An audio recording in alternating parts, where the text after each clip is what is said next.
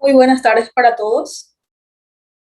Buenas tardes. ¿Cómo Doctora. están, Buenas queridos tardes. alumnos? Bien, ¿Todo bien? Bien, ¿y ustedes? Muy bien. Gracias. Bienvenidos a la clase de hoy.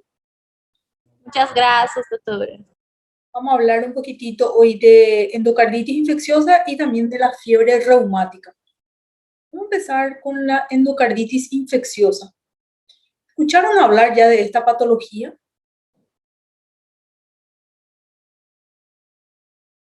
¿Alguien ya vio endocarditis infecciosa?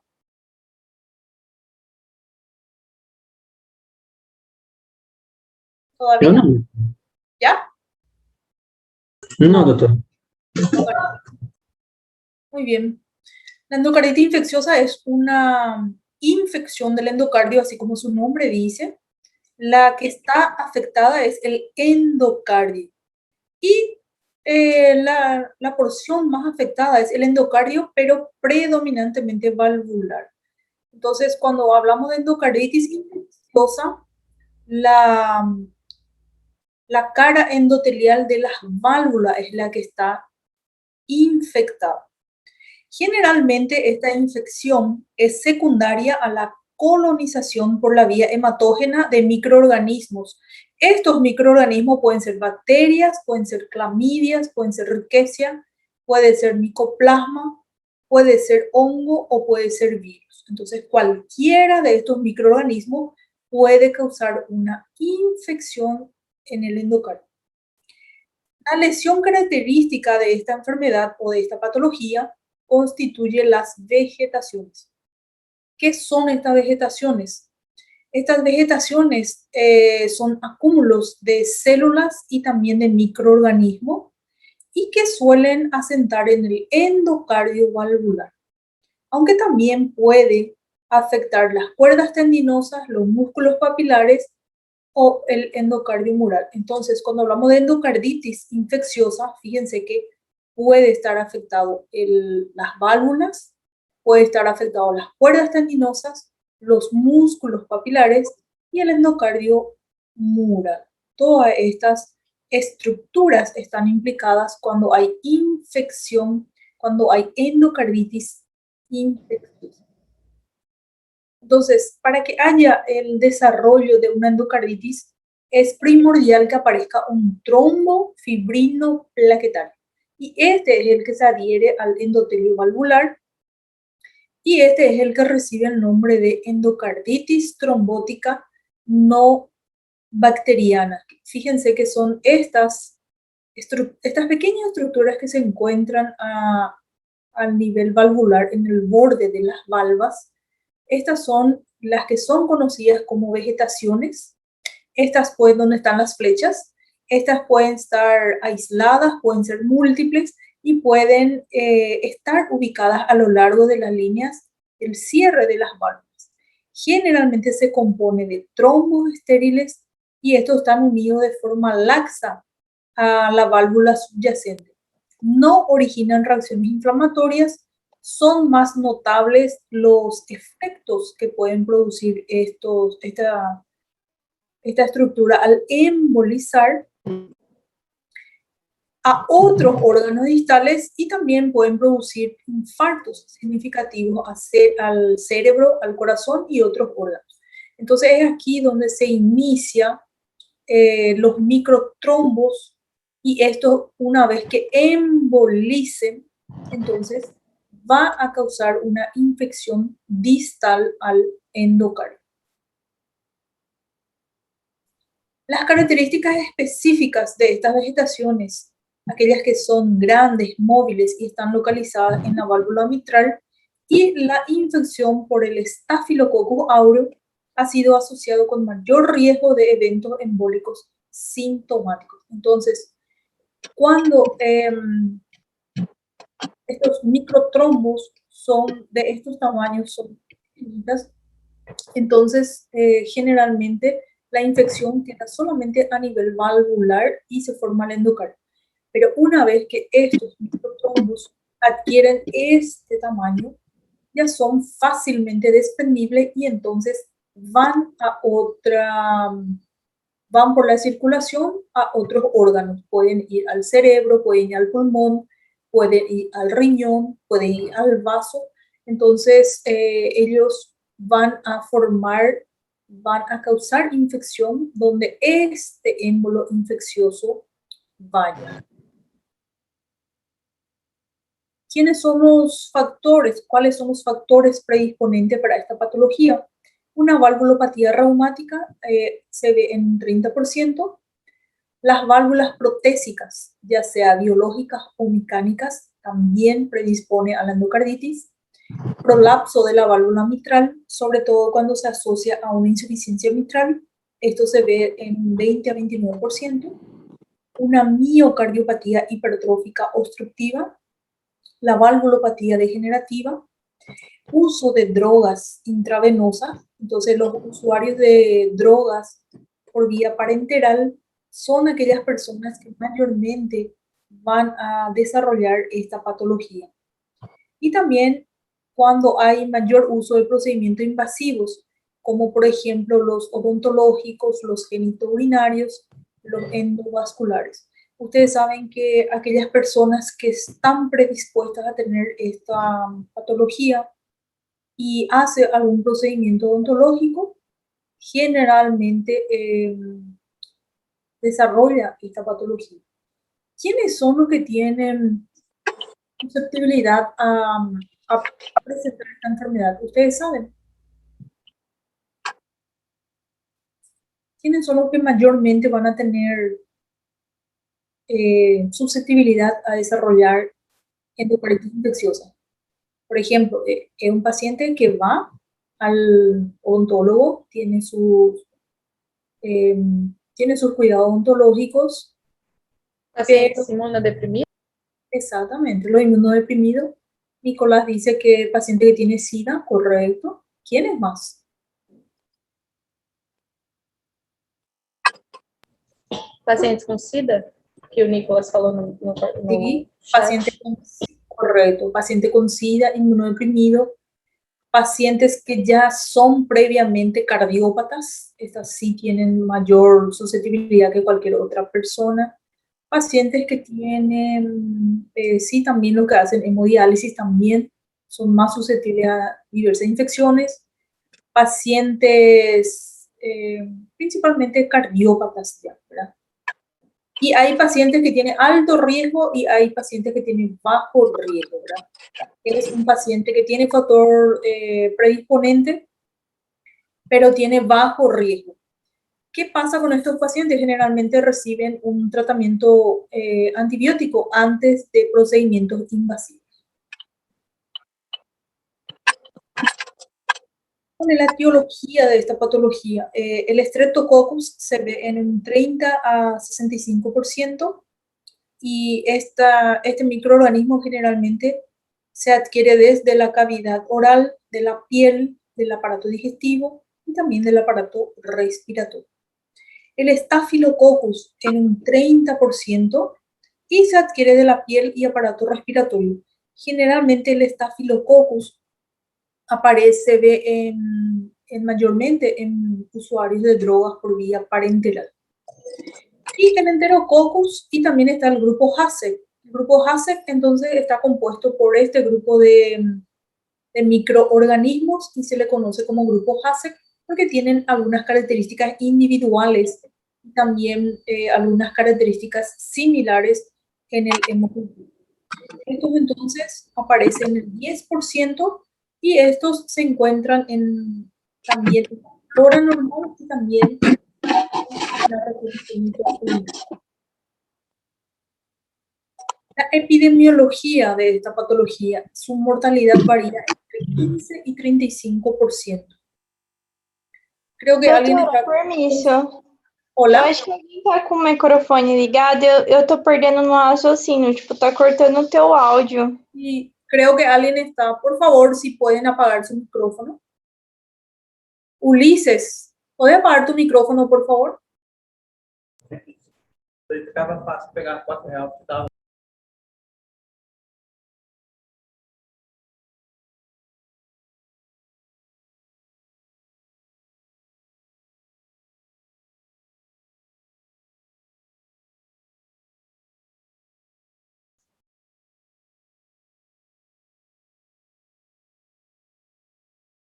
¿Pudiste apagar tu micrófono, Ulises? Doutora, creio eu que tu, como anfitriã da sala, pode mutar a persona. Ah, tá.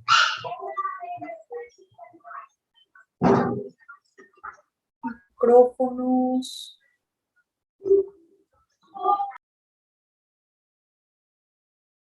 ¿Dónde yo puedo ver esa opción? No me da acá. Eu acho que na página de participantes, onde você vê quem está participando da aula. E aí tem a câmera e tem o microfone. Tem um símbolozinho da câmera e um símbolozinho do microfone. Eu acho que ali você consegue mutar por ser anfitriã. Estoy encontrando, sí.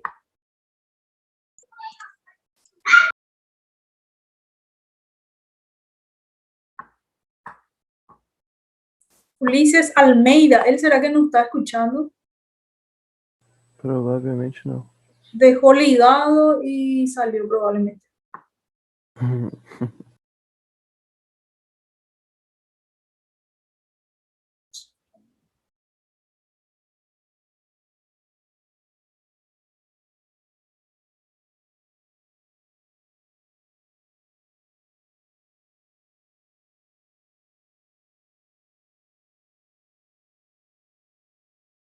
Ahí, muy bien. Estamos hablando de la epidemiología. La mortalidad va a variar entonces entre 15 y 35%. La incidencia sigue baja en la infancia, pero también afecta a pacientes, niños y adolescentes que tienen alguna cardiopatía congénita.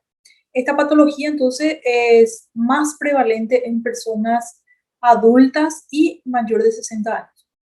Se encuentra una incidencia trimodal donde el pico a los 25 años es en aquellas personas que tienen predominio de drogadicción intravenosa. Por lo tanto, estos pacientes son los que más tienen endocarditis infecciosa derecha, y el microorganismo que más implica es el Staphylococcus aureus. Ya a los 45 años es típica por estreptococo del grupo Viridans, y mayor de 65 años generalmente se debe ya a valvulopatía degenerativa y también a una endocarditis que se adquiere dentro del hospital o nosocomial.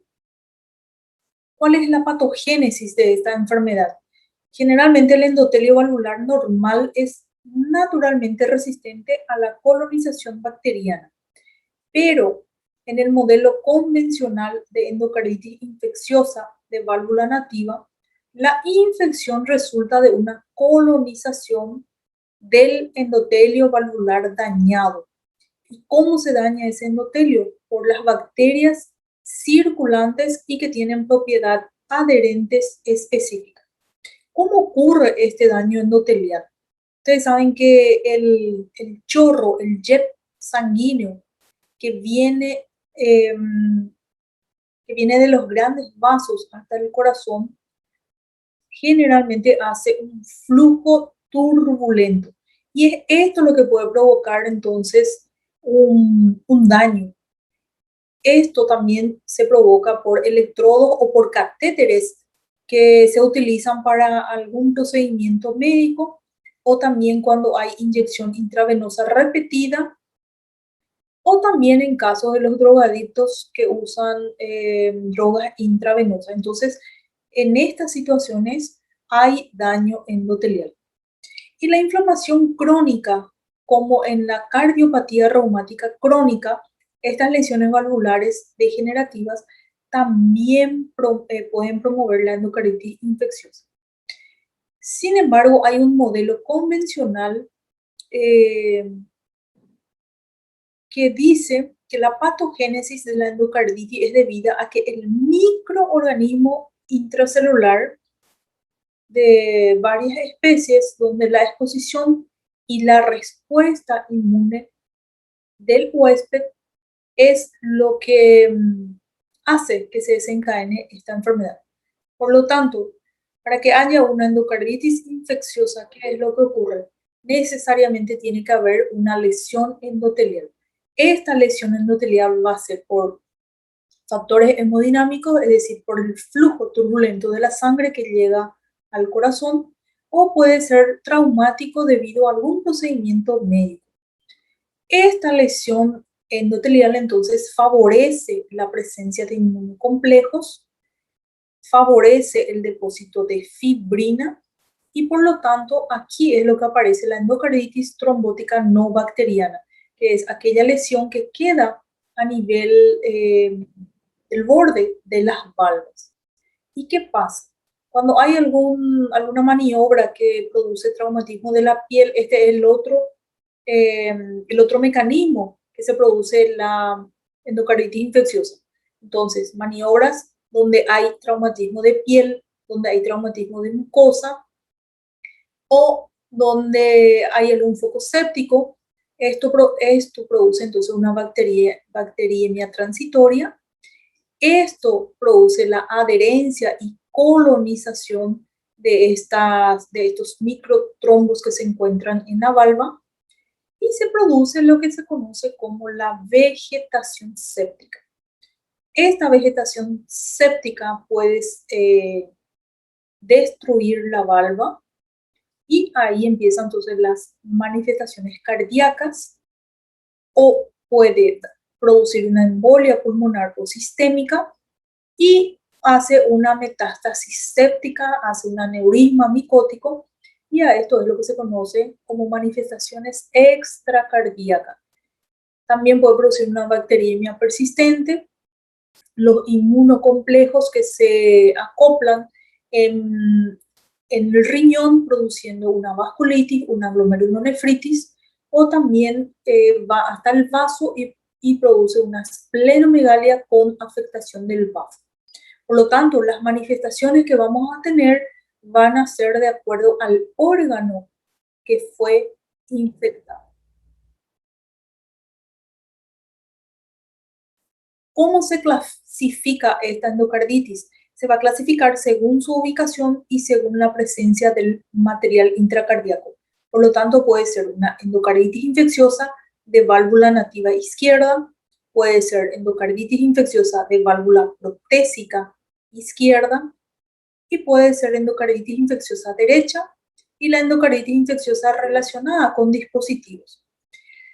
La endocarditis de válvula nativa izquierda es la más frecuente, es aquella válvula que no fue todavía cambiado, por eso se llama nativa, y puede ser aguda. ¿Cuándo decimos que es aguda? Cuando el cuadro clínico lleva menos de un mes de evolución, es decir, aparece la sintomatología en ese paciente, pero en un periodo de 4 semanas de evolución. ¿Cuándo decimos que es subaguda? Cuando el cuadro clínico es mayor a 4 semanas, pero es menor a 6 meses de evolución. Y la endocarditis infecciosa crónica es cuando la sintomatología lleva un periodo de mayor a 6 meses. Y la endocarditis infecciosa de válvula protésica es aquel paciente que ya tuvo una cirugía y tuvo un recambio valvular, por eso se llama protésica.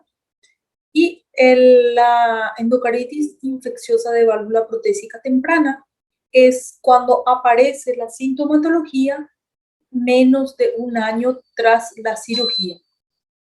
Y hablamos de endocarditis infecciosa de válvula protésica tardía cuando la sintomatología aparece en un periodo mayor a un año tras el cambio de esa válvula.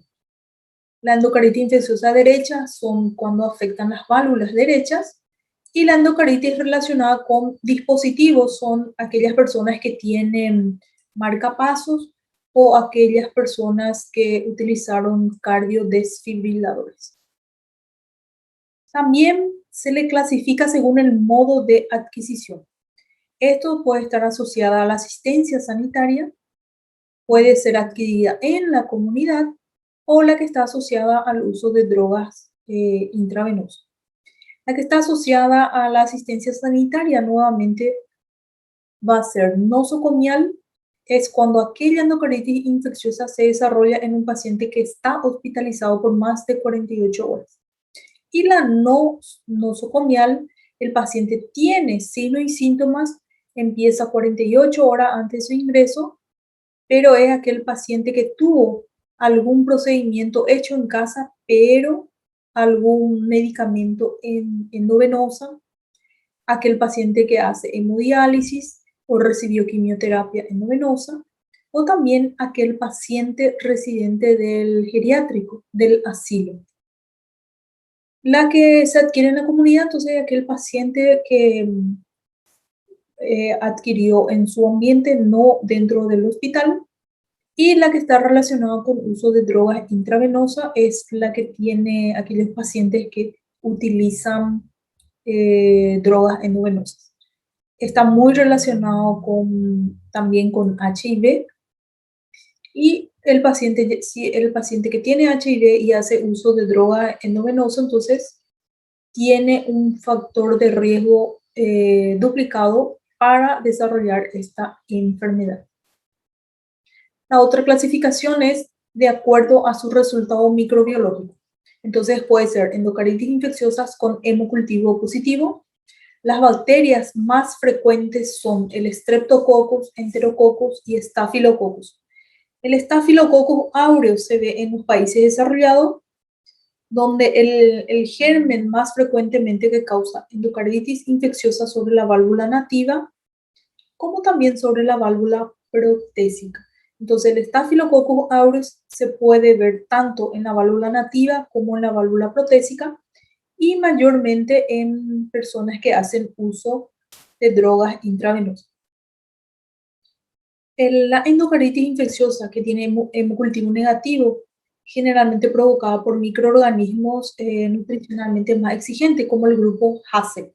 Entonces, el grupo HACE es un grupo de microorganismos como el Aggregatibacter, el Ex Haemophilus, Actinobacillus, Cardiobacterium, Eikenella, Kingella. Todos estos forman parte del grupo HACE, y generalmente estos me causan hemocultivo negativo.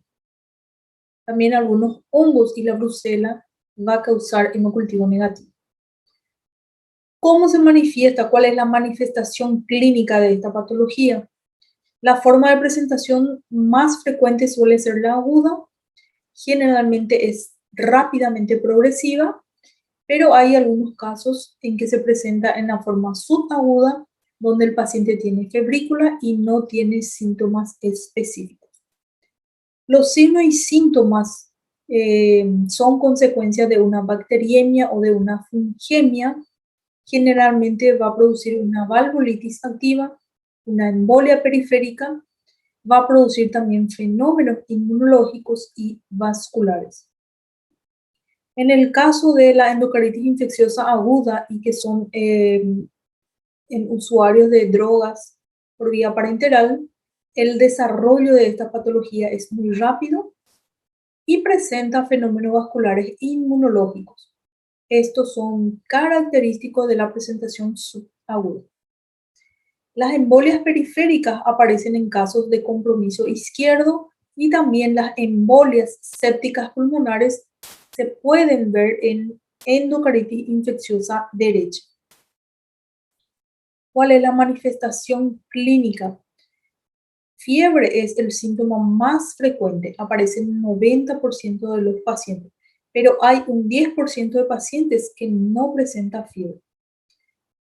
Aparece también escalofrío, pérdida de peso y de apetito. Puede también presentarse con mialgias, con artralgias, disnea, donde el 30 a 40% se presenta inicialmente con signos de insuficiencia cardíaca. Presenta también cefalea, confusión, déficit neurológico, coma, y los soplos cardíacos están presentes en el 85% de los pacientes que tienen endocarditis infecciosa. También puede presentar pericarditis, esplenomegalia y rash cutáneo. Generalmente, el paciente que tiene fiebre y el paciente que tiene un precedente de un cuadro infeccioso y también presenta soplo cardíaco, casi seguro que es una endocarditis infecciosa. Pero si el paciente no tiene fiebre, pero tiene toda la otra sintomatología y aparece soplo o empeora ese soplo que el paciente ya ya tiene, también casi seguro que ese paciente está con endocardititis infecciosa. Los fenómenos vasculares que se pueden presentar son las embolias periféricas, las embolias pulmonares, aneurisma micótico, petequias, hemorragias subconjuntivales, hemorragias en astillas, que son las subungueales, las manchas de Janeway. Los fenómenos inmunológicos entonces aparecen en la glomerulonefritis, manchas de Roth, que son las hemorragias retinianas, y los nódulos de Osler. En esta imagen podemos ver entonces el nódulo de Osler, que son estos nódulos suelen aparecer entonces en los dedos del pie, suelen ser dolorosos y esto se debe entonces a es un signo, es un criterio menor del diagnóstico de la endocardititis infecciosa. Aquí tenemos otro nódulo de Osler que se está iniciando. Este ya es un poco más grande y aquí también tenemos otro. Y las lesiones de Janeway también son pápulas eritematosas no dolorosas y estas son las que aparecen en las palmas de las manos. El paciente tiene algunos nódulos de Osler que son nódulos eritematosos y dolorosos en los dedos. Aquí tenemos entonces nódulo de Osler. ¿Cuál es la diferencia de las lesiones de Janeway y con nódulos de Osler? Las lesiones de Janeway aparecen casi exclusivamente en la palma de la mano. Las lesiones de los nódulos de Osler sí aparecen preferentemente en los dedos del pie, pero también puede aparecer en las manos. Y otra diferencia es que los nódulos de Osler son dolorosos y las lesiones de Janeway es no doloroso. Esa es la principal diferencia. ¿Cómo yo sé que es nódulo de Osler o las lesiones de Janeway? Principalmente porque uno es doloroso y el otro no es doloroso. Las lesiones de Janeway generalmente son un poquito más pequeñitas, son más difusas, y los nódulos de Osler son un poquito más agrandadas y son dolorosas. Entonces el paciente cuenta muy bien que esas lesiones son dolorosas. Y el de Osler puede aparecer tanto en la mano como en el pie, en los dedos de la mano y en los dedos del pie. La hemorragia en astillas son estas manchitas que se ven debajo de las uñas y estas son pequeñas hemorragias lineales. También es un signo, es un criterio de diagnóstico, un criterio menor de diagnóstico de la endocarditis infecciosa. Las petequias conjuntivales son estas manchitas que se ven entonces en la conjuntiva del paciente y el paciente va a tener entonces fiebre, el paciente va a tener soplo cardíaco, el paciente va a tener entonces petequias conjuntivales y principalmente que tiene antecedente de algún cuadro infeccioso previo o algún procedimiento odontológico previo. La hemorragia subconjuntival entonces son estas hemorragias que aparecen también en el ojo. Y la mancha de Roth. ¿Qué son las manchas de Roth? Son estas manchitas que aparecen en la retina del paciente.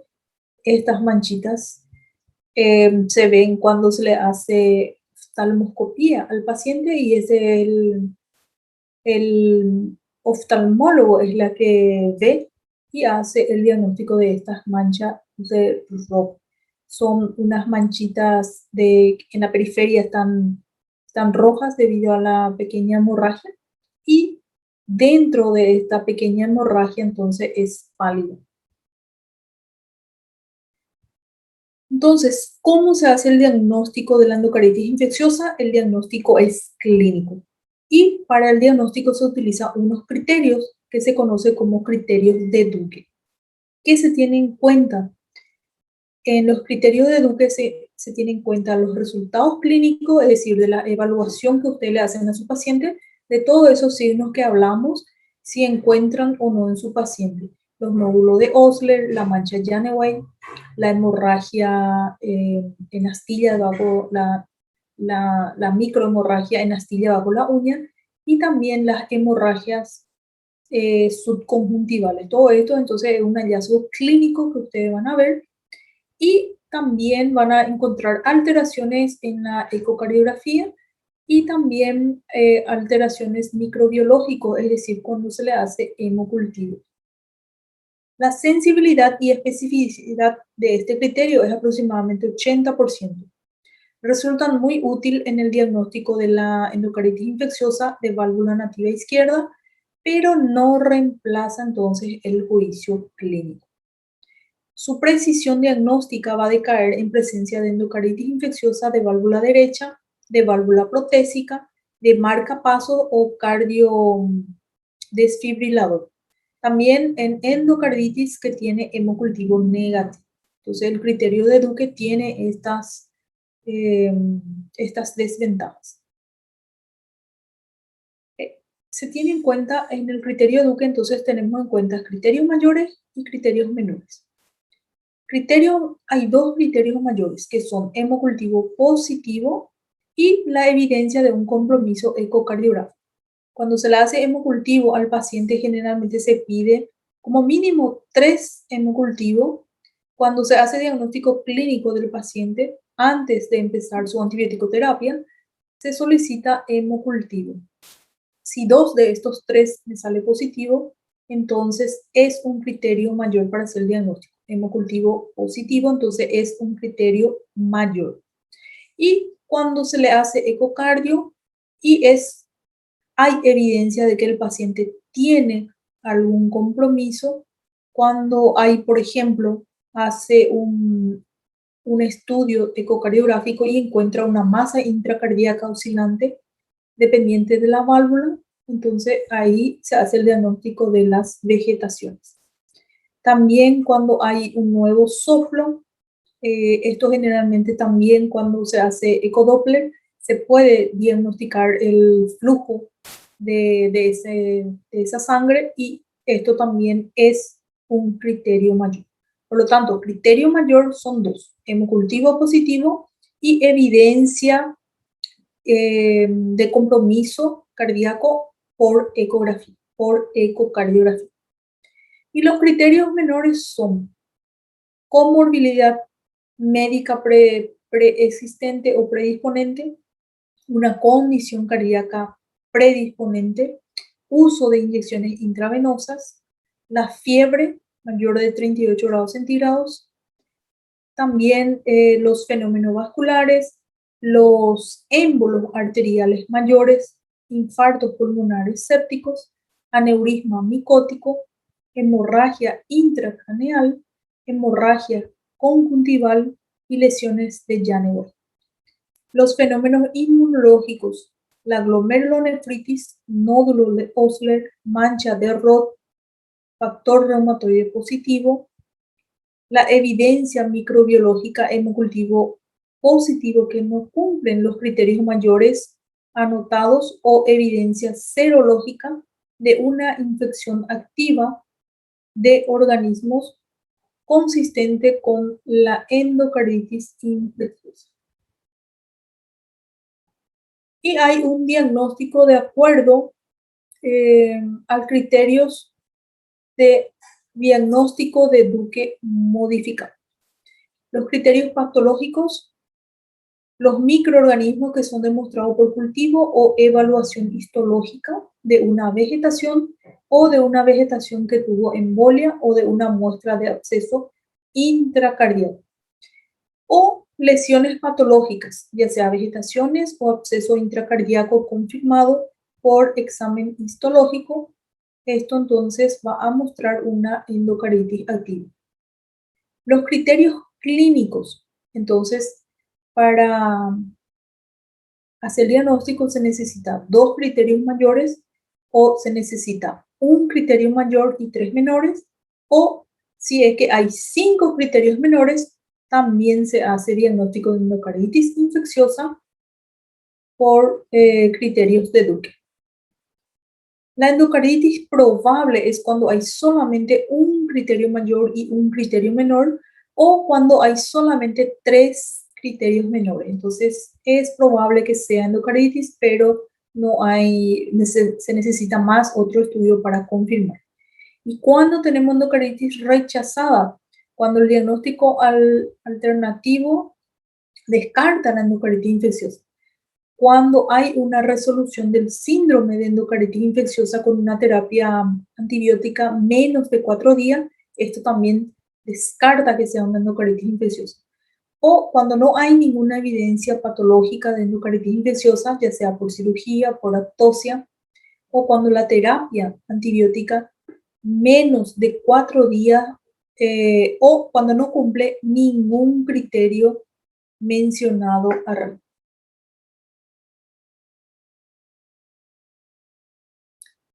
Por lo tanto, el diagnóstico se hace por el interrogatorio, el examen físico y por el criterio de Duke. ¿Qué es lo que vamos a solicitar? Hemocultivo, es positivo en el 90% de los casos, constituye el estudio de laboratorio más importante para el diagnóstico de endocarditis infecciosa. El paciente va a tener leucocitosis, va a presentar una anemia microcítica normocrómica, PCR y eritrosedimentación va a estar elevada, va a presentar microhematuria, va a presentar compromiso de la función renal, suele estar asociado con HIV y el factor reumatoide también va a estar elevado. En el electrocardiograma se va a encontrar una prolongación del segmento PR. En la radiografía de tórax es frecuente que haya una cardiomegalia, que haya signos de hipertensión venocapilar pulmonar, que haya signos de embolia pulmonar séptica. La ecocardiografía Doppler transtorácica y transesofágica son fundamentales para el diagnóstico de la endocarditis infecciosa, también para la detención de las complicaciones y para su manejo terapéutico. Generalmente la ecocardiografía transesofágica es la que se prefiere para ese diagnóstico de endocarditis infecciosa de las válvulas cardíacas derechas. También se solicita la tomografía computarizada con contraste, resonancia magnética nuclear o la angiografía, los tres estudios ante la sospecha de aneurisma micótico cerebral. La tomografía computarizada o la resonancia magnética nuclear se solicita cuando hay sospecha de un infarto o de un absceso esplénico.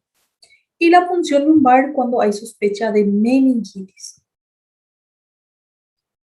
¿Cuáles son las complicaciones de esta enfermedad? La insuficiencia cardíaca en un 50-60%, la infección incontrolada, cuando la terapia antibiótica es inadecuada, cuando los gérmenes son resistentes o cuando las vías infectadas, las complicaciones embólicas o cuando hay reacción adversa a los antibióticos. La extensión perivalvular con formación de absceso, pseudoaneurisma o fístula, cuando hay embolias en un 20-50% en el cerebro, en el pulmón y en el vaso. Las complicaciones neurológicas se ven en un 20-40%. El paciente puede presentar ACV isquémico o ACV hemorrágico, un accidente isquémico transitorio, AIT, una embolia cerebral, meningitis y encefalopatía tóxica. Puede presentar aneurismas infecciosos, embolias sépticas a los vasos vasorum. La ubicación más frecuente es a nivel intracraneal y la insuficiencia renal aguda que se ve en un 30%. Muy bien, ¿alguna pregunta hasta acá?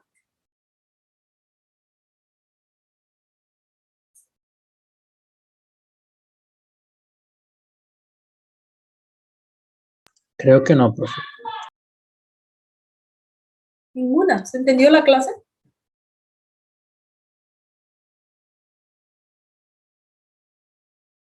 Ahora só estudiar.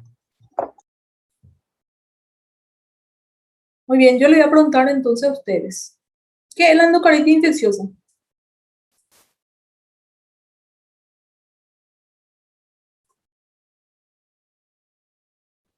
É a infecção do endocárdio. Ujú. Muy bien. ¿Cuáles son la sintomatología de la endocarditis infecciosa? Disnea, ¿Sí? ¿Qué más? Fiebre, correcto. ¿Qué más? ¿Qué es lo característico así de endocarditis infecciosa?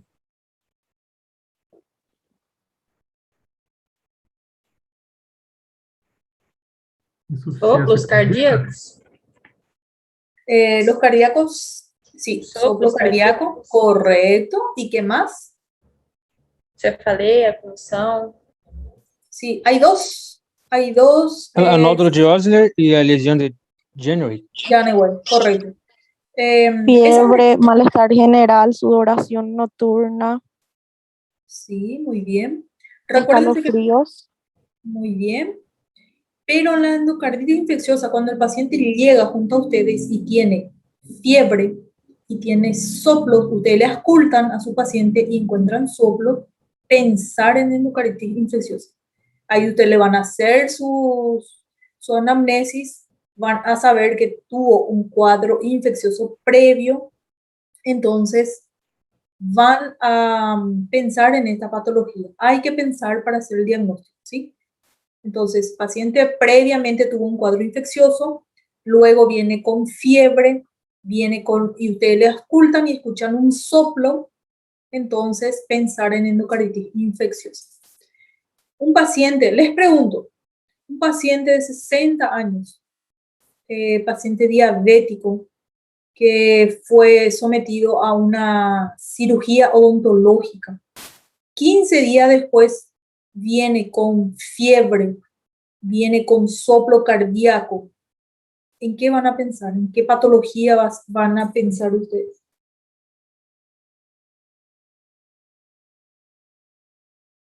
uma endocardite, Exactamente.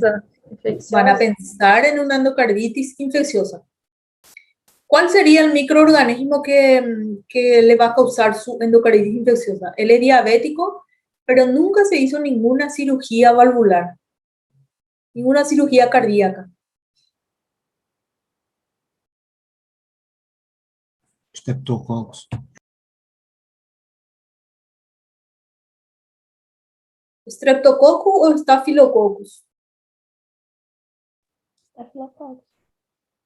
Pode ser os dois. Streptococcus. En esa faja etaria, si es mayor de 60 años, es frecuente encontrar también Streptococcus, ¿sí? Pero puede ser Staphylococcus, puede ser tanto en válvula nativa como en válvula protésica. El Streptococcus es frecuente en personas mayores de 60 años en válvulas nativas. Muy bien. ¿Cómo se hace el diagnóstico de la endocarditis infecciosa? Hemocultivo? ¿Sí? ¿Cómo yo hago el diagnóstico clínico de mi paciente? raio-x de tórax, Muy bien. ¿Cómo se llama el criterio que yo primeramente voy a tener en cuenta para hacer el diagnóstico del paciente? Criterio de Duke. ¿Cuáles son los criterios mayores de criterio de Duke? Hemocultivo positivo Sí, e evidência de compromisso em ecocardiografia. ecocardiográfico, correcto. Entonces, esos son los dos criterios de Duke. Hemocultivo positivo y compromiso cardíaco o valvular que yo confirmo con ecocardiografía. Esos son los dos criterios mayores. ¿Cuáles son los criterios menores? Eu anotei febre e comorbilidade. Muy bien. Todos los demás son criterios menores. Fiebre, nódulos de Osler, manchas de Janeway, hemorragia de Roche, la hemorragia en astillas. Todo esto son criterios menores. ¿Cuánto criterio menor y cuánto criterio mayor necesito para hacer diagnóstico de endocarditis infecciosa? 2 critérios maiores, y Sí. un menor. Y uno menor, señor. E 3 menores. Sí, un mayor y 3 menores y 5 mayores. 5 menores. Muy bien, si tengo solamente 5 criterios menores y ningún mayor, también se hace diagnóstico de endocardititis infecciosa. Si tengo 2 criterios mayores y un menor, también hago diagnóstico de endocardititis infecciosa. Muy bien. Vamos a hablar de otro tema. No más preguntas, vamos a hablar de otra patología. Doutora, Hola. deixa eu te falar. Ontem, Sim. na aula de fisiopato, até comentei com o doutor. O técnico da minha internet, ele vai vir agora à tarde, já deve estar para chegar. Então, se eu sair da sua aula, é porque ele veio mexer na internet, tá bom? Ah, ok. Está bien. Graças, doutor. Gracias. Vamos a hablar entonces de la fiebre reumática aguda. ¿Escucharon hablar ya de esta patología? Sí, doutor. ¿Ya? ¿Ya vieron? Já tenho, pero não sei muito sobre, na verdade. Eu faço Ah. tratamento com a Bezetacil desde os Aham. meus 8 anos de idade, que foi quando Ah, eu tive sim. o primeiro, aí, que o médico identificou, né? Eu faço tratamento com o reumatologista desde então. Aí Ah, o sim. médico falou que eu vou tomar Bezetacil pro resto da minha vida, todo mês. Então, Exactamente, pero depende también, hay algunos criterios que, que te dejan un tiempo sin tu penicilina, ¿verdad? Algunos indican hasta 35, bueno, depende, ¿verdad?, de qué edad se te hizo tu diagnóstico. Algunos indican hasta los 35 años de edad. Pero quando o sí, meu diagnóstico foi feito com 8 anos de idade, quando eu fiz 12 ou 13, ele falou que eu pararia com 18 anos. Aí eu fiz 18 anos, aí eu fiz uma bateria de exames lá, ele falou que eu não pararia, não ia parar de usar, ia continuar usando medicamento, ajá. e até agora, eu vou fazer 22 agora, ele falou que vou continuar, porque não teve nenhuma melhora que seja significativa. Então, Sim. e a minha avó também teve, só que a minha avó, ela não fez tratamento, sim, Aham. e ela ia falecer por complicações cardíacas, Mira, por causa da febre reumática. de la fiebre reumática. Então, sim. Então, meio complicado. Eu faço tratamento certinho. Sí. Direitinho. Cada 21 días o cada 28 haces. 21, 21 días. sim. Muy bien. Entonces la fiebre reumática aguda también se le llama como reumatismo poliarticular agudo, también se le llama como enfermedad de Bobillard, también se le llama como artritis reumática aguda y también se le llama como poliartritis reumática aguda. Tiene varios nombres esta enfermedad.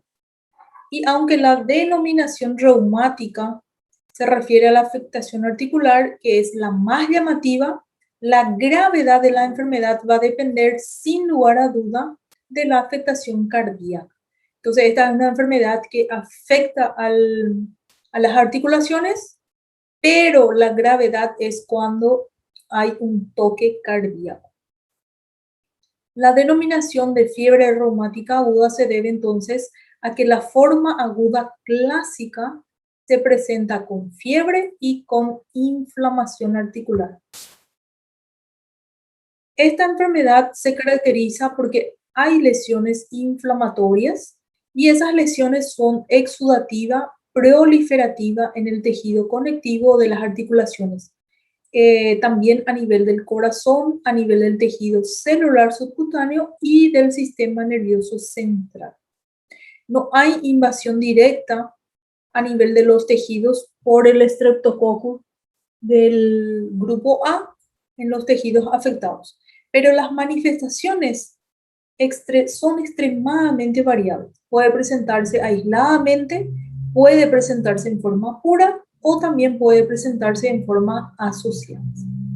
Y no existe una prueba de laboratorio patognomónica que me diga con toda certeza que es la fiebre reumática aguda. En todos los casos hay que demostrar la existencia de una infección estreptocócica reciente.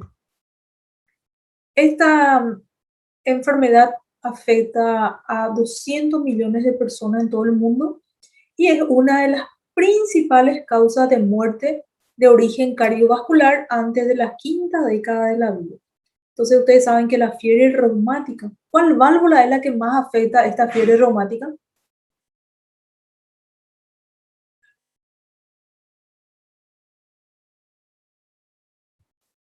¿Cuál es la válvula que más se ve afectada en la fiebre reumática?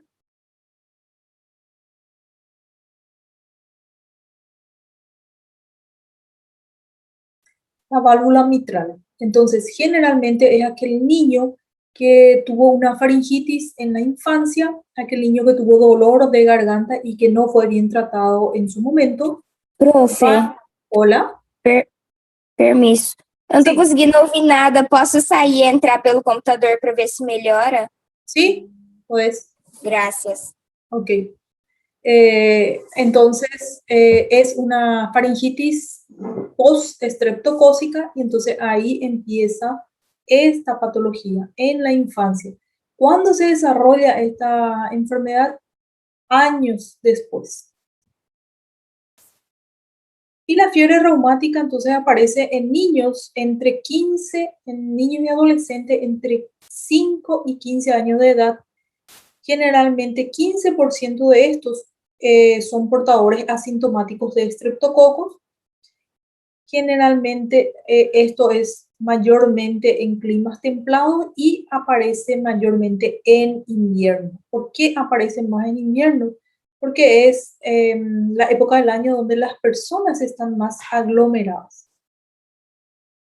¿Cuáles son sus síndromes clínicos? La artritis aparece en el 70% y es el principal y más frecuente signo. Entonces, todo paciente que tiene fiebre reumática tiene artritis.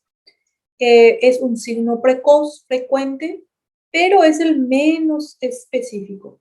Tiene mayor, por eso es que a veces no se hace el diagnóstico, justamente porque es bastante inespecífico. Y cuando el paciente es oligosintomático, generalmente hay mucho error en el diagnóstico. La carditis aparece en un 50%, es la más grave de la sintomatología que aparece en la fiebre reumática. Deja secuela, deja una lesión crónica y progresiva en las válvulas cardíacas, sobre todo en la válvula mitral. Generalmente esta carditis aparece 1 a 2 semanas después de la artritis. Entonces el paciente tiene fiebre reumática, aparece primeramente la artritis y 2 semanas después de aparecer su artritis, aparece carditis. Corea aparece en un 15% de los pacientes, es muy específico, pero es de aparición tardía. También cuando aparece es grave. Los nódulos subcutáneos aparecen en un 5 a 15% y el eritema marginado en menor a 5%. Este eritema marginado es el menos frecuente, pero es el más específico de la enfermedad. La fiebre, ¿cuál es la importancia de esta fiebre reumática aguda? ¿Cuál es su importancia de hacer diagnóstico precoz? Es que junto la fiebre reumática aguda y la enfermedad de Kawasaki son las causas más frecuentes de cardiopatía adquirida en la infancia. Estas son entonces las dos cardiopatías reumáticas prevalentes en la infancia y adolescencia. Excepto el corazón, el resto de los tejidos están afectados y las manifestaciones siempre son autolimitadas. Generalmente todos, menos la afectación cardíaca. Las válvulas cardíacas quedan con secuelas y esto aparece en meses y en algunos casos años después. Generalmente la insuficiencia mitral o la estenosis mitral debido a una fiebre reumática aparece años después. Entonces es aquel niño, es aquella persona que durante su infancia tuvo una infección por estreptococos y 20 o a veces 30 o 40 años después tiene una cardiopatía, tiene una valvulopatía mitral y suele ser secuela de aquella infección que tuvo en su infancia.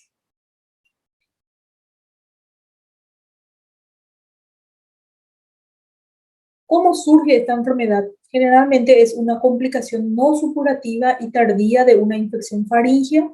Esta infección faríngea fue producida por una bacteria que es el Streptococcus beta hemolítico del grupo A. Y este es el microorganismo causante de la fiebre reumática aguda.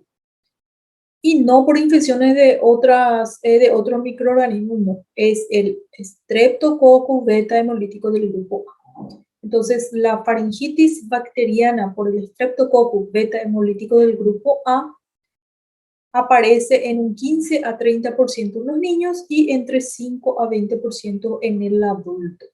Tiene un periodo de latencia que es 2 a 3 semanas posterior a la infección faríngea y por eso se considera que es una enfermedad metaestreptocócica de patogenia inmunológica. Entonces, el paciente tuvo contacto con el estreptococo, pero dejó una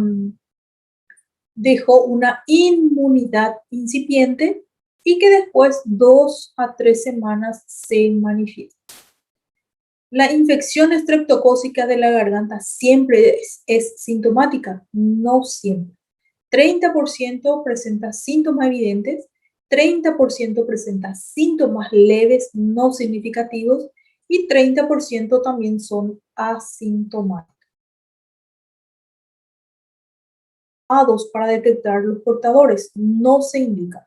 El estudio prospectivo de la fiebre reumática aguda primaria y recidivante han demostrado que la enfermedad solo aparece tras una infección estreptocócica inmunológicamente significativa.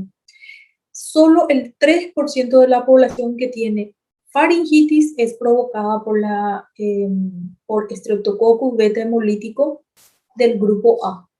Y no tratado o tratado incorrectamente va a presentar seguidamente la fiebre reumática. El tratamiento apropiado de las faringitis estreptocócicas previene que la fiebre reumática aguda, en la mayoría de los casos, previene que posteriormente produzca la valvulopatía mitral y eso se hace a través de la prevención primaria. ¿Cuál es su patogenia? Hay varias teorías que explican cómo ocurre esta enfermedad, pero la teoría 3 es la más aceptada, donde se explica que fenómenos autoinmunitarios que son inducidos por semejanza de ciertos antígenos estreptocócicos con multitud de antígenos tisulares humanos. ¿Quiénes son los que pueden padecer esta enfermedad de fiebre reumática? Incluso cuando hay epidemia de faringitis exudativas, la fiebre reumática solo afecta a una pequeña proporción y a esas personas que le afectan son las que tienen susceptibilidad. Hay una predisposición genética a la enfermedad, hay una tendencia de afectar a más de un miembro de la familia y la tendencia de recurrencia de los ataques de esta infección. Y se ha observado que hay una asociación con la inmunohistocompatibilidad humana clase 2 y la fiebre reumática. Entonces, el serotipo del Streptococcus beta hemolítico del grupo A tiene su grupo reumatogénico determinado y es por la proteína de superficie M, el 1, 3, 5, 6, 14, 8, 19 y 24 son las que van a desencadenar una respuesta inmune exagerada en el huésped que es susceptible. Por lo tanto, va a provocar anticuerpos de reacción en forma cruzada contra estos componentes tisulares humanos. Fíjense, aquí tenemos entonces el paciente que tiene una infección faríngea por el Streptococcus beta hemolítico del grupo A. Esto genera una respuesta inmunitaria Y esta respuesta inmunitaria es la que va a tener una reacción cruzada, una formación de anticuerpos y va a afectar al corazón. Y es ahí donde se produce la cardiopatía reumática aguda, afectando entonces la válvula mitral. El ataque inicial más común es en niños y adolescentes entre 5 y 15 años de edad. La presentación antes de 5 años y después de los 30 años es muy bajo, pero aparece en un 20% de los casos. Después de los 15 años, generalmente el compromiso cardíaco y cerebral también ya es infrecuente. ¿Por qué se produce generalmente esta enfermedad? Por factores ambientales y el paciente tiene que tener una susceptibilidad. Por escasos recursos económicos son los más frecuentes porque ellos son los que viven en hacinamiento. También cuando no hay un buen tratamiento, cuando no hay diagnóstico precoz y un buen tratamiento. ¿Cómo se acompaña? ¿Cuáles son las manifestaciones clínicas? Se manifiesta con manifestaciones generales como la fiebre, palidez, anorexia, astenia, pérdida de peso, epistasis, taquicardia, vómito, sudoración. Cuando el paciente ya tiene poliartritis y carditis, son manifestaciones precoces de la enfermedad y aparecen ya en el primer mes. Y Corea aparece generalmente por ser tardía, no va acompañado de manifestaciones generales. Entonces, cuando el paciente empieza a tener esta enfermedad, lo que va a tener es fiebre y todas estas manifestaciones y también va a presentar artritis. Cuando el paciente ya presenta carditis, ya va a tener manifestaciones cardíacas. Y cuando presenta Corea, ya va a presentar manifestaciones del sistema nervioso central. Las manifestaciones articulares suelen ser poliarticular, simétrica y migratoria, es decir, el paciente va a presentar siempre el dolor articular en sus 2 tobillos, en sus 2 muñecas, en sus 2 rodillas y suele ser migratoria. Entonces, le va a doler primero su tobillo, luego la rodilla, luego el hombro y esto va migrando. Las articulaciones en pleno periodo inflamatorio y va a tener otras en periodo de comienzo y otras en periodo de remisión, justamente porque es una enfermedad articular, simétrica y migratoria. Suele ser muy dolorosa y presenta toda la tetrada de Celso. ¿Quién se acuerda de la tetrada de Celso?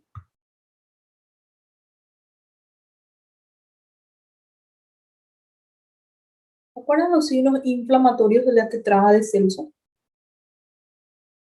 Entonces, cuando hay inflamación, el paciente va a presentar dolor, va a presentar calor, va a presentar rubor y va a presentar edema. Esa es la tetrada de Celso, que son los 4 síntomas inflamatorios. En general, se afecta las grandes articulaciones del miembro inferior. Es más raro que afecten las articulaciones pequeñas y es mucho más raro que afecten la columna.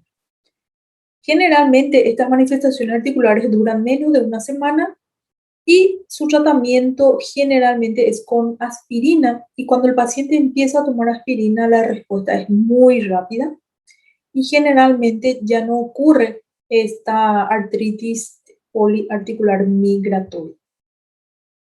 Cuando aparece carditis, el corazón se complica totalmente como una pancarditis. El miocardio se ve afectado, el tejido valvular mural se ve afectado y lo que primero se lesiona es la válvula mitral, luego se afecta la válvula aórtica y tricúspide y raramente se afecta la válvula pulmonar.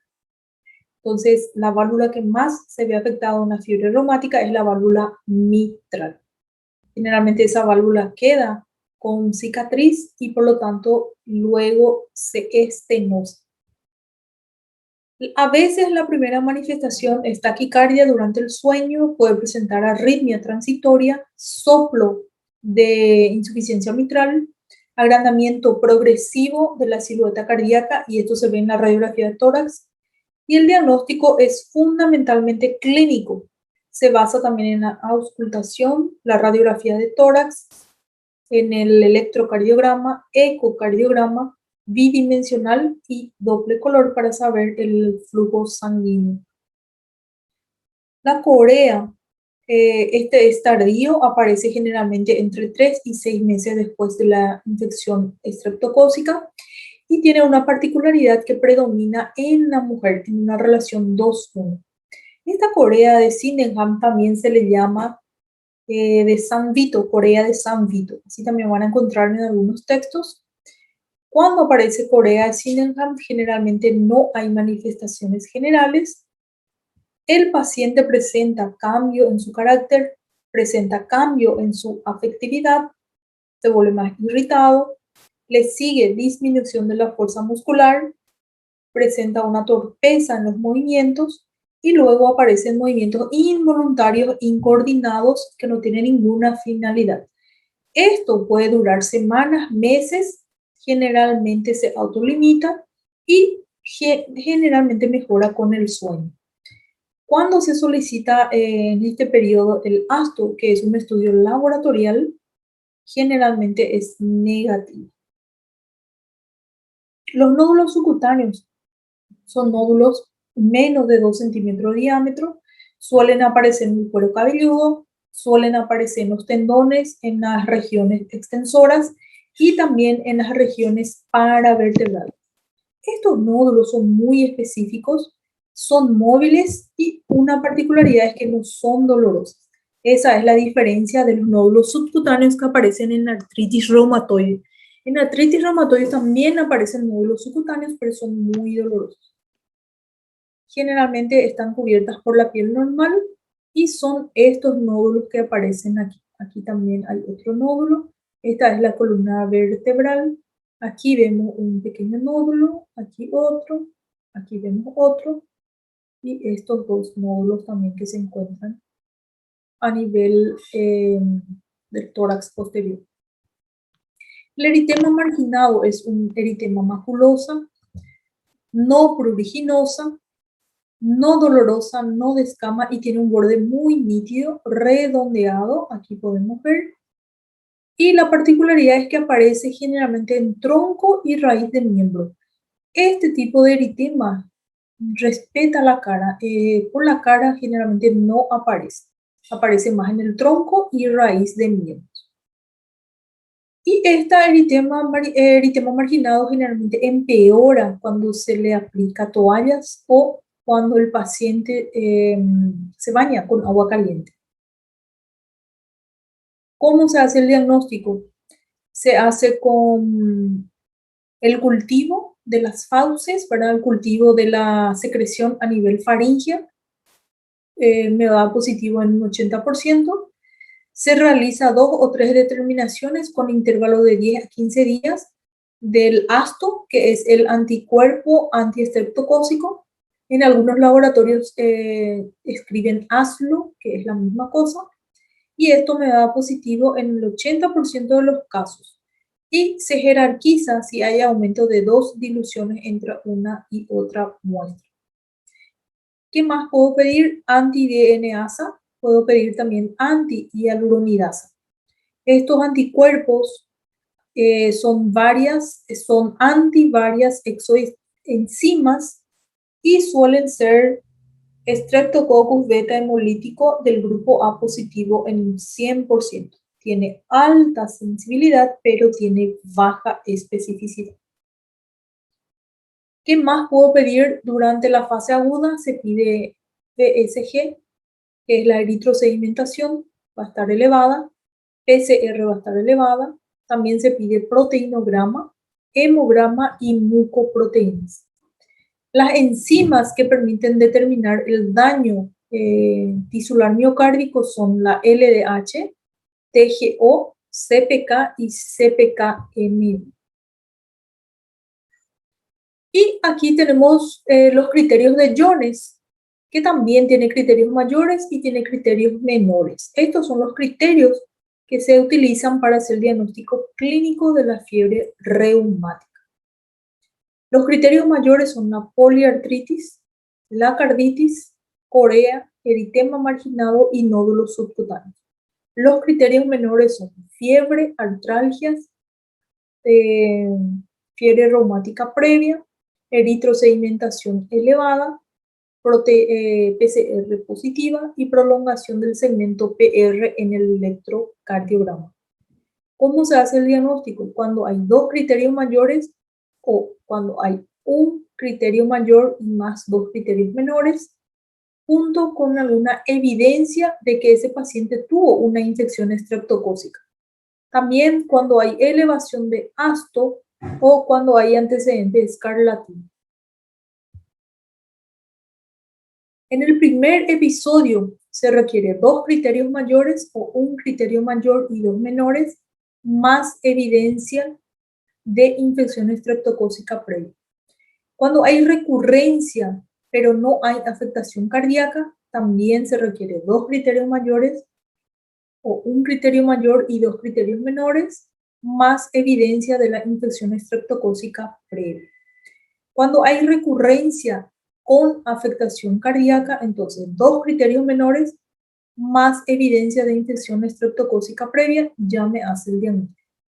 Cuando hay corea y cuando hay cardiopatía reumática, no hay necesidad de criterios menores y tampoco necesidad de que se informe que hay infección estreptocócica previa, porque la corea y la cardiopatía reumática por sí solo hace el diagnóstico. Cuando decimos que hay rebote, cuando la manifestación clínica es de 4 a 6 semanas después de suspender el tratamiento. Entonces el paciente realizó su antibiótico terapia, pero en 4 a 6 semanas después de haber suspendido vuelve a tener toda la sintomatología. Cuando tiene recaída, cuando hay empeoramiento de los síntomas, aún con tratamiento. Entonces el paciente todavía se está tratando, pero el paciente empeoró su sintomatología, generalmente acompañado de carditis. Aquí ya hay un toque cardíaco. Cuando hay carditis subclínica, cuando el paciente está asintomático, pero tiene ecocardiograma anormal. Y esto se presenta en el 30% de los pacientes que tienen corea. Cuando es una carditis indolente, cuando el paciente ya tiene insuficiencia cardíaca congestiva, cuando el paciente ya tiene soplo, ya tiene cardiomegalia persistente, y cuando hay poco o ningún síntoma de carditis. Criterios para la confirmación de carditis reumática subclínica, entonces, es a través de ecocardiograma o ecocardiografía.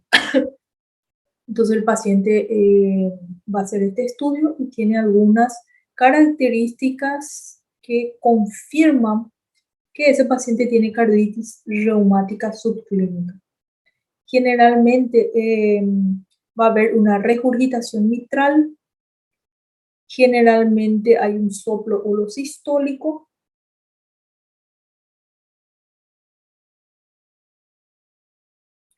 Por lo tanto, hay que considerar el factor la edad. Las recurrencias son menos comunes en personas de 25 a 40 años y son más raras cuando tienen mayor a 40 años.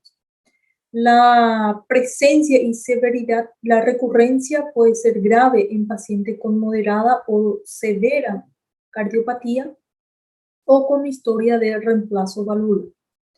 La presencia de carditis en el ataque inicial, entonces, me incrementa el daño valvular, pero sí ocurren recurrencias. El tiempo transcurrido desde el último episodio de la fiebre reumática, las recurrencias son muy raras cuando pasan 5 años del primer episodio. Las circunstancias socioeconómicas, las recurrencias son más frecuentes en pacientes de bajo nivel socioeconómico. El riesgo de faringitis y fiebre reumática por Streptococcus pyogenes, las recurrencias son más frecuentes en poblaciones especiales como niños escolares, lugar de gran concentración de niños o adolescentes. Y la adherencia al tratamiento. tiene óptima adherencia desde el primer episodio, por lo tanto va a disminuir la posibilidad de nuevas recurrencias. ¿Hasta cuándo dura la profilaxis? Generalmente todas las personas que tienen fiebre reumática aguda, la duración mínimo es de 10 años desde el último episodio de la fiebre reumática.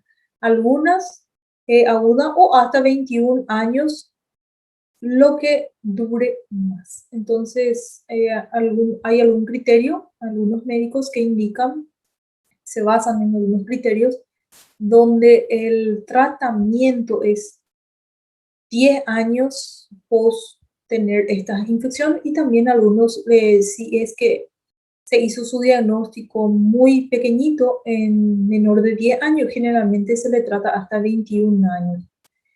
Y los pacientes que son mayores de 25 años de edad y en quienes se le diagnostica valvulopatía reumática, pero no tiene documentada historia previa de fiebre reumática aguda, se le da la profilaxis hasta los 35 años, y a partir de ahí se vuelve a evaluar para definir la continuidad.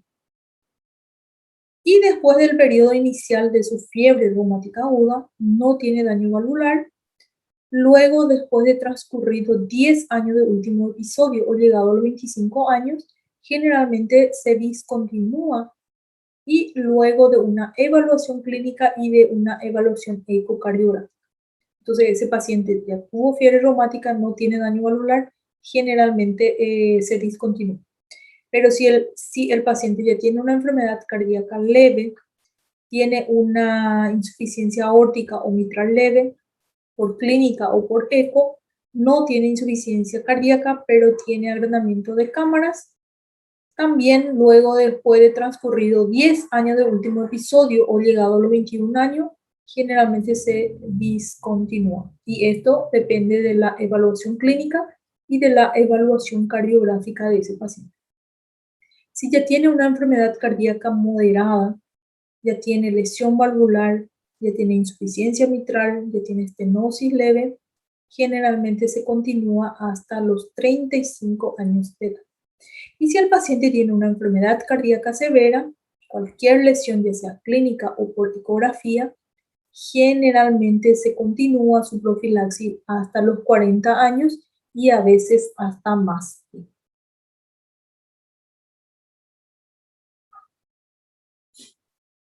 Muy bien, ¿alguna pregunta hasta acá?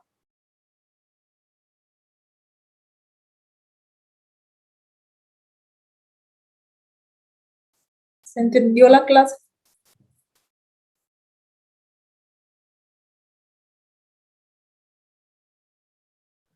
Eu creio que sí, profe. Ahora tienen que estudiar a full nomás. Un poco parecida, ¿verdad? La endocarditis y también la fiebre reumática tienen criterios. Recuérdense que, ¿cuál es el criterio de diagnóstico clínico de la endocarditis infecciosa?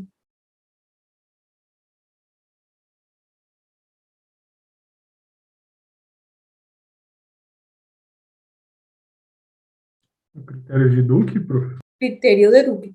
¿Y cuál es el criterio de diagnóstico clínico de la fiebre reumática? Critério de Jones. Criterio de Jones. Entonces, las dos patologías que estudiamos hoy tienen criterios de diagnóstico clínico. La endocarditis infecciosa, criterio de Duque, y la fiebre reumática aguda, entonces, criterio de Jones. Estas dos patologías que acabamos de estudiar, su diagnóstico es clínico, ¿sí? A través de estos criterios. Y se confirman con los otros métodos auxiliares de diagnóstico. Muy bien. ¿Alguna otra pregunta?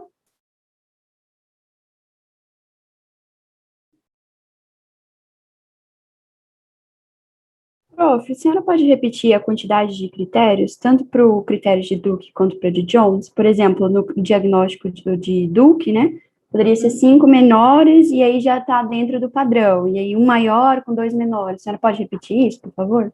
Sí, el criterio de Jones, entonces, aquí tenemos.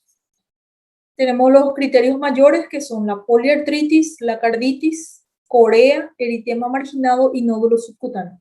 Si mi paciente tiene cualquiera de estos, entonces es un criterio mayor. Si criterios menores es la fiebre, artralgia. ¿Cuál es la diferencia de artralgia y poliartritis? ¿Es la misma cosa o no?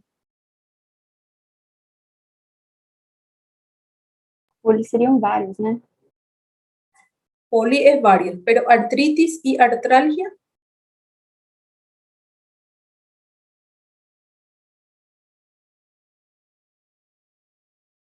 Poliartritis entonces es artritis, quiere decir que hay inflamación de esa articulación, tiene la tetrada de Celso.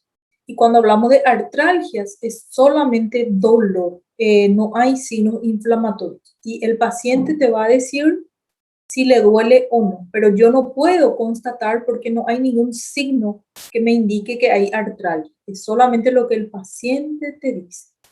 Esa es la diferencia.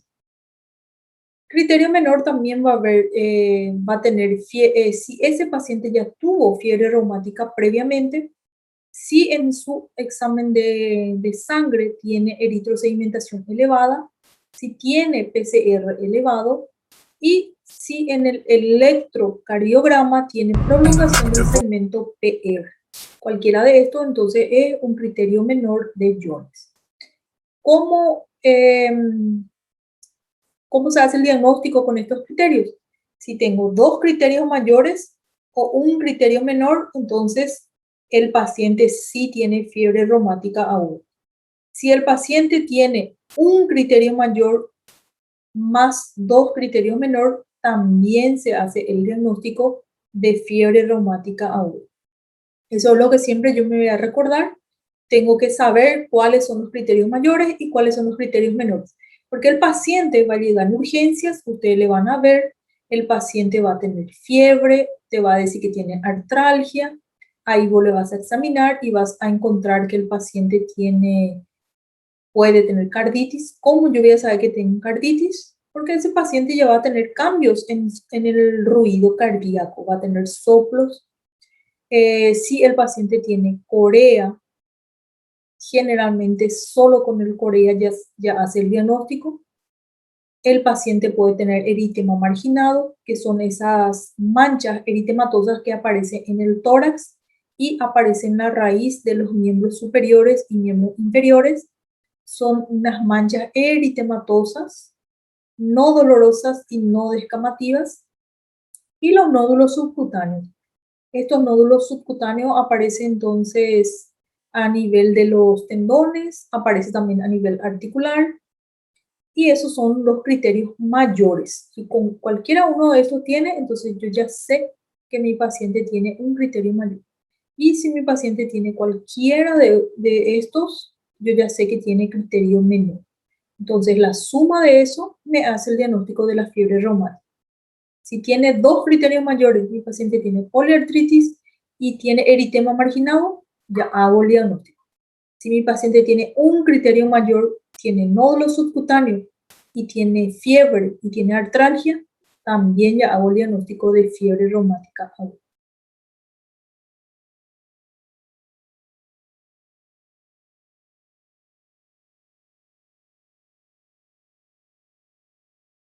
Muy bien, ¿alguna otra pregunta?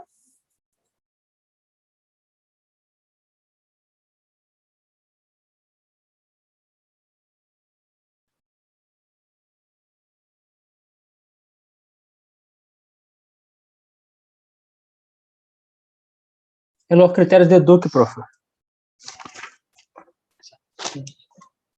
Criterios de Duque. Vamos a irnos hasta...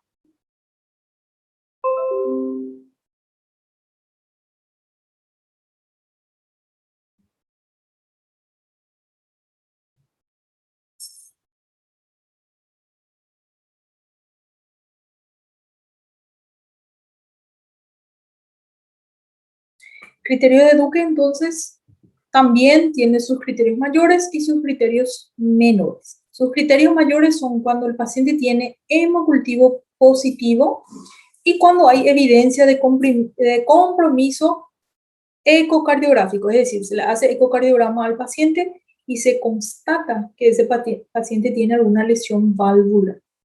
El hemocultivo tiene algunas características.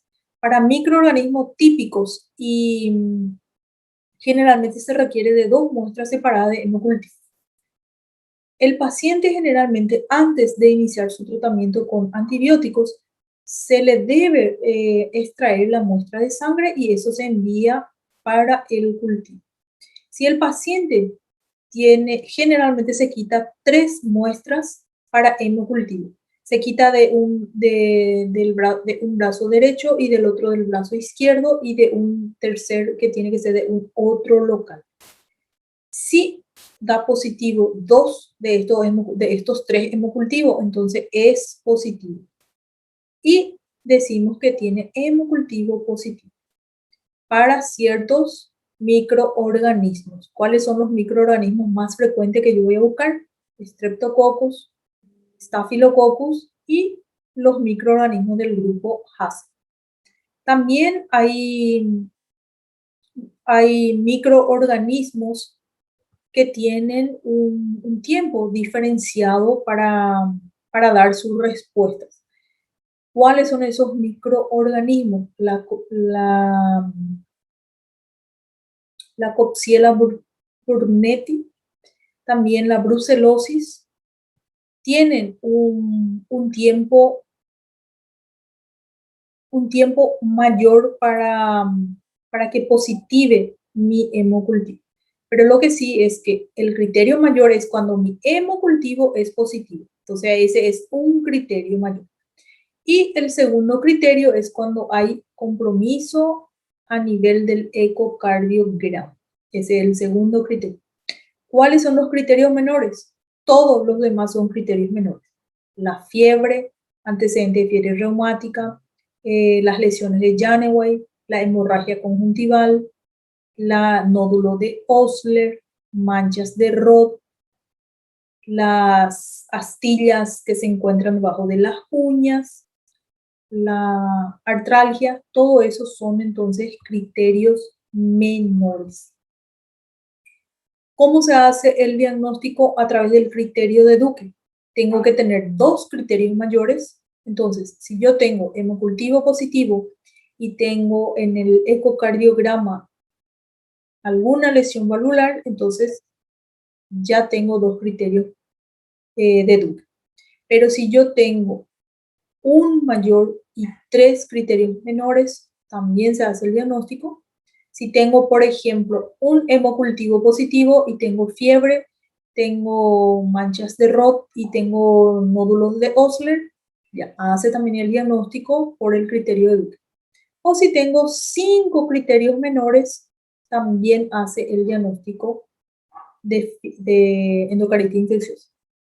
¿Cuándo yo digo que endocarditis probable? Cuando el paciente tiene un criterio mayor y tiene un criterio menor. Entonces, puede que sea endocarditis, puede que no sea. ¿Cómo yo voy a saber? Con los otros estudios de diagnóstico. Entonces, ahí se descarta que este paciente tenga endocarditis. O se confirma, ¿verdad?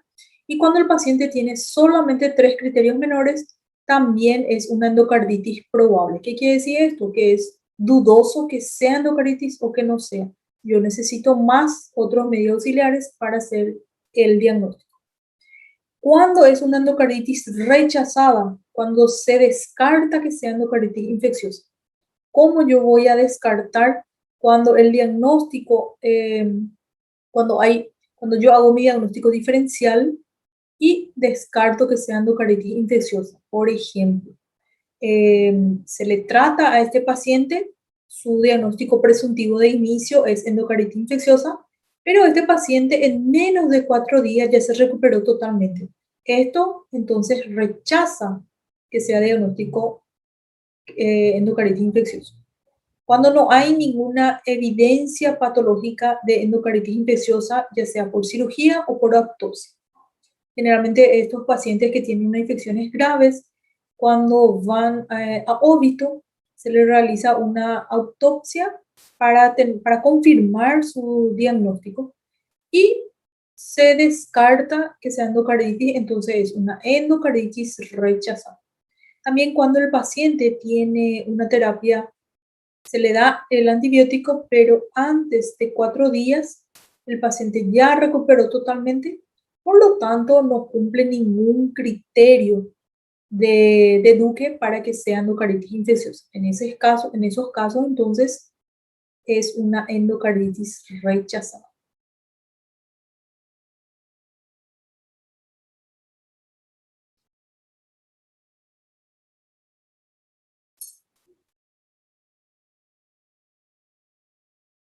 La prueba de Asto se hace generalmente para diagnosticar la fiebre reumática. ¿Cuándo se hace? Generalmente se hace en el momento del diagnóstico clínico del paciente y se encuentra que su Asto está muy elevado.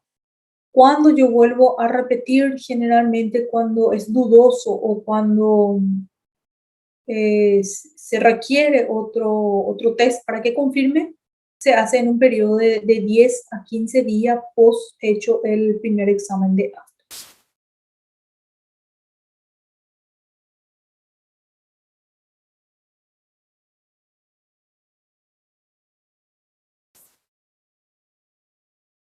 ¿Alguna otra pregunta?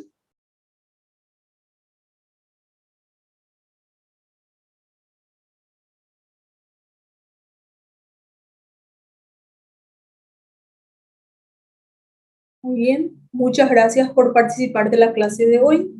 Tengan todos muy buenas tardes. Profe, deixa eu lhe perguntar, a senhora já tem a data que vai ser a prova parcial da senhora? Va a ser el día 19. 19? Día 19. Tenemos más 2 clases, ¿verdad? Sim. 3 clases. E o conteúdo que a senhora vai ser todas as aulas que nós temos até o dia da parcial? Todas las clases que demos. Creo que nos quedan 3 clases más. Vamos a ver. Nos quedan 3 clases más. Mañana, el día 12 y el día 13. Todo lo que damos hasta ese día incluye para el examen parcial. Tá ok. Obrigado. Muy bien, muchas gracias y buenas tardes para todos. Para todos. Gracias, profe.